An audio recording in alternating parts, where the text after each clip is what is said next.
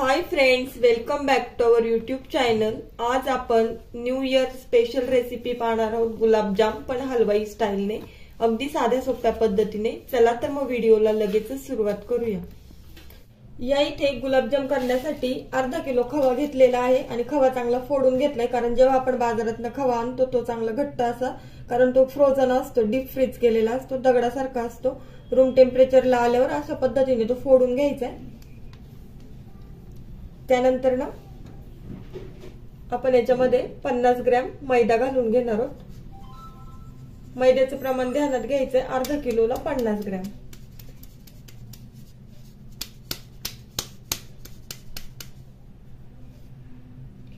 म्हणजे 100 gram खव्यामागे 10 gram मैदा लागणार आहे आपल्याला। त्यानंतर चिमूट भरून आपल्याला खाण्याचा जो सोडा आहे तो 1 ते 2 चिमूट घालून घ्यायचंय, फक्त जास्त नाही घालायचंय। प्रमाण जास्त झालं तर आपले गुलाबजाम आहे ते तेलात तळायला गेल्यावर फुटून जातील। आणि जो खवा आणि जे मैदा आहे ते चांगल्या पद्धतीने मळून घ्यायचे, जेणेकरून ते एकजीव होईल।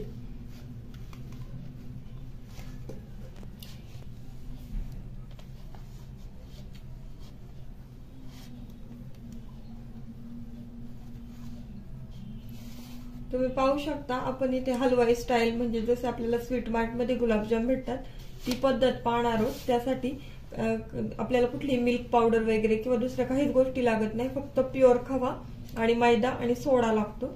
जर तुमच्याकडे बेकिंग पावडर अवेलेबल असेल तर ती एखादा चमचा घालून घेतली तरी चालेल, पण नाही घातली तरी काहीच हरकत नाही। आपले गुलाबजाम आहे त्याच्यात पण चांगले होणार आहे। मैद्याचं जे प्रमाण आहे ते ऍक्युरेट पाहिजे, कारण जर मैद्याचं प्रमाण कमी झालं तर ते तेलामध्ये विरघळतात गुलाबजाम, आणि जास्त झाले तर ते दगडासारखे घट्ट होतात, आतपर्यंत शिजत नाही किंवा तळले जात नाही। त्यामुळे मैद्याचं प्रमाण घेताना एकदम बरोबर घ्यायचंय।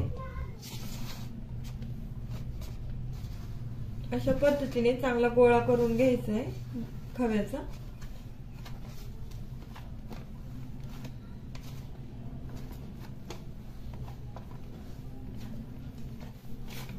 पाहू शकता, अशा पद्धतीने चांगलं मळून घेतलं की ते एकजीव होतं आणि आपला चांगला गोळा तयार होतो। आता आपण हा जो गोळा आहे त्याचे छोट्या छोट्या गोळ्या करून घेणार आहे, आणि म्हणजे गुलाबजामचा आकार आहे तो देऊन घेणार आहे। छोटे छोटे बॉल्स बनवायचे त्याचे। तुम्हाला हवं असेल तर तुम्ही या साईजने करू शकता, याच्यापेक्षा छोटे किंवा मोठे पण करू शकता, जसे तुम्हाला आवडतील त्या पद्धतीने करून घ्यायचे।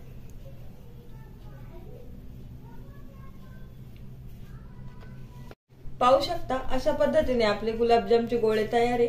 आता आपण पाकातले गुलाबजाम करतोय म्हणून असे गोल गोळे करतोय।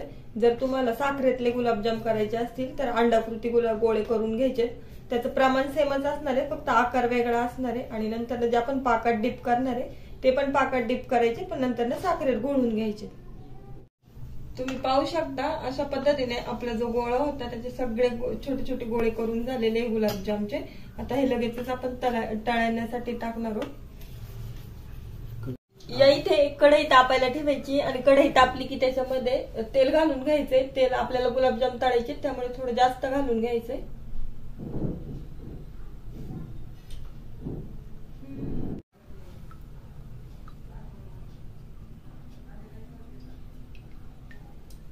तेल तापलंय की नाही हे चेक करण्यासाठी एक छोटी गोळी घालून घ्यायची, पाहायचे ती लगेच वर आली तर समजायचं आपलं तेल तापलंय, आणि मग बाकीचे गुलाबजाम घालून घ्यायचे।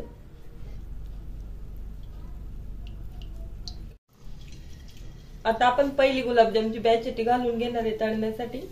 गॅस एकदम मंद ठेवायचा आहे, नाही तर गुलाबजाम फक्त बाहेरून झालेले दिसतात, आतपर्यंत ते शिजत नाही किंवा तळले जात नाही। त्यामुळे एकदम मंद आचेवर गुलाबजाम तळून घ्यायचे।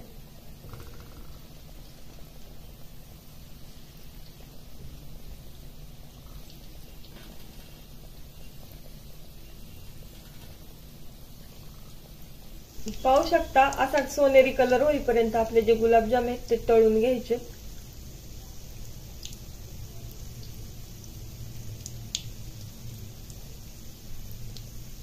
जे गुलाबजाम तळलेले ते काढून घ्यायचे, जे बाकी आहेत ते तसेच ठेवायचे, आणि जिथे रिकामी जागा असेल तिथे नवीन गुलाबजाम टाकून घ्यायचे।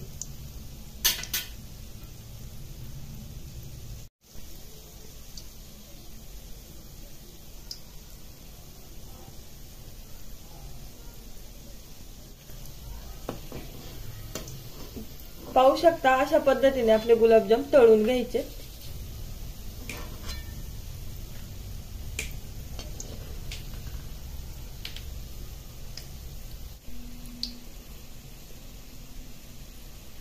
आपली शेवटची बॅच सुद्धा आता तळून झाली आहे। आता आपण पाक बनवायला घेऊया। पाहू शकता आपले सगळे गुलाबजाम आहेत ते तळून झाले। एक अर्धा किलो खव्यापासून आपले 60 ते 70 गुलाबजाम होतात। जर तुम्ही अशी मीडियम साईज ठेवली तर, यापेक्षा लहान आकारात केले तर थोडे जास्त होतील आणि मोठे केले तर 50 पर्यंत होतील। या इथे एक मध्यम आकाराचं पातेलं घेतले आणि त्याच्यामध्ये 2 छोटे तांबे भरून पाणी घेतले, तापायला ठेवले आणि त्याच्यामध्ये आपण साखर घालणार आहे। पाऊण किलो साखर घेतली। अर्धा किलो गुलाबजाम साठी 750 ग्रॅम साखर घेतली। ज्यावेळेस आपण साखर घालणार आहोत पाक बनवण्यासाठी पाण्यामध्ये, ती कंटिन्युअसली हलवायची, नाहीतर मग ती तळाला राहिली का चिटकून राहते तशीच। त्यामुळे हलवत ठेवायची आणि एक उकळी काढून घ्यायची पाकाला। पाहू शकता आपल्या पाकाला एक दणदणीत उकळी आली आहे। 5 ते 7 मिनिटात उकळतो आपला पाक आणि त्यानंतर थोडा गॅस बारीक करायचा आहे। गुलाबजामचा पाक असतो हा कच्चा पाक असतो, जसं आपण लाडूला पक्का पाक करतो तार वगैरे धरून, तसा नाही, हा कच्चा पाक असतो। 3 मिनिटं बारीक गॅसवर उकळलं की चेक करायचंय हातावर घेऊन, थोडंसं चिकट झालंय का नाही पाक। ज्याला असं पातळ होता तो थोडासा घट्ट होतो। आपल्याला तार वगैरे नाही करायची त्याची, फक्त चिकट झालंय का नाही पाहायचंय। आणि नंतर मग सुगंधासाठी वेलची जायफळची पावडर आहे ती घालून घ्यायची। झालाय आपला पाक आता। हे फक्त फ्लेवरिंग पर्पज साठी आहे, ते जर तुम्ही आधीच घातलं तर त्याचा पूर्ण फ्लेवर आहे तो निघून जातो। त्यामुळे वेलची जायफळची पावडर घालायची आणि गॅस बंद करायचा। पद्धतीने आपला गुलाबजाम साठीचा जो पाक आहे तो तयार झालाय। आता सगळ्यात महत्वाचा प्रश्न असा असतो की गुलाबजाम पाकामध्ये केव्हा घालायचे। तर गुलाबजाम एकतर गरम गरम असतील तर पाक थंड पाहिजे, जर पाक गरम असेल तर गुलाबजाम थंड पाहिजे आणि पाक एकदम कडकडीत तापलेला नसायला हवा, थोडासा कोमट असला तरी चालेल किंवा दोन्ही थोडीशी कोमट झाल्यावर टाकायचे। परंतु एक पदार्थ गरम आणि एक पदार्थ गार असाच पाहिजे। जर दोन्ही गरम किंवा दोन्ही गार असतील तर आपले गुलाबजाम आहेत ते चांगले मुरले जात नाही। पाहू शकता एक अर्धा ते पाऊण तासानंतर आपला जो पाक आहे तो थोडासा कोमट झालेला आहे आणि आता आपण या स्टेजला आपले जे गुलाबजाम तळून घेतले होते ते घालून घेणार आहोत। आणि हे लगेच नाही खायचे, ते चांगले मुरून द्यायचे एक 5 ते 6 तास तरी। गुलाबजाम जितके जास्त चांगले पाकात मुरले जातील तितके ते टेस्टला चांगले लागणार आहेत।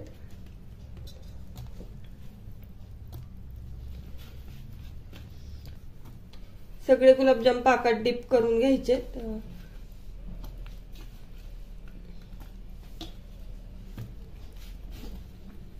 6 ते 8 तासांनी आपले गुलाबजाम मुरलेत की नाही चेक करूया। पाहू शकता पहिल्यांदा जे गुलाबजाम तरंगत होते पाकामध्ये ते आता हळूहळू खाली जायला लागलेत, म्हणजे हे जे खाली गेलेले गुलाबजाम आहे हे छानपैकी मुरलेले आहे। चला तर मग लगेच सर्व करून घेऊया आणि टेस्टला कसे झालेत ते सांगते।